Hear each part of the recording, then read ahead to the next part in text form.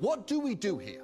Well, the simple thing is, don't vote for Donald Trump. I don't know if you were planning on doing that, but I think it should be clear by now that the official position of this show is that you should not vote for Donald Trump. Not for president, not for winner of the Masked Singer, basically not for anything. And while I have a lot of problems with Biden, he's clearly the better of the two options, which I recognise is a very low bar. Being better than Donald Trump cannot be the standard because Trump himself is the very absence of a standard. But the truth is, even if Trump loses, that won't be the end of this.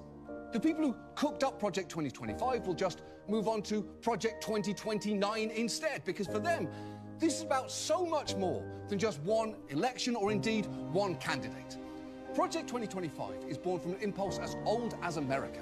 It's an impulse that says one class of Americans is entitled to lead, and the rest of us are lucky to be allowed to serve, that thinks there should be a limited government when it comes to rules they have to live by, but also a unitary executive to keep the rest of us in line.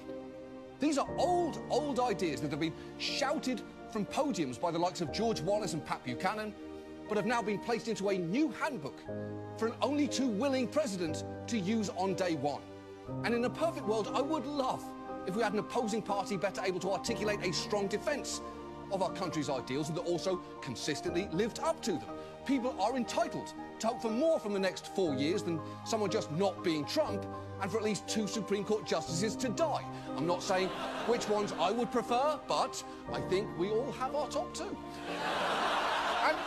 And for anyone tempted to think, well, we survived Trump's first term, first, not everyone did. And it should hopefully be very clear by now, a second Trump term really does promise to be far, far worse.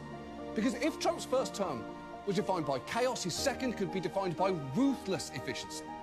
And that should be troubling to absolutely everyone, because Project 2025 is a movement whose members joke about wanting a white homeland and insist women have to have more babies to uphold Western society. And its work could be about to be funneled through a man who happily calls his fellow Americans vermin. It is not subtle, it's hard to miss, and once you see it, you cannot unsee it.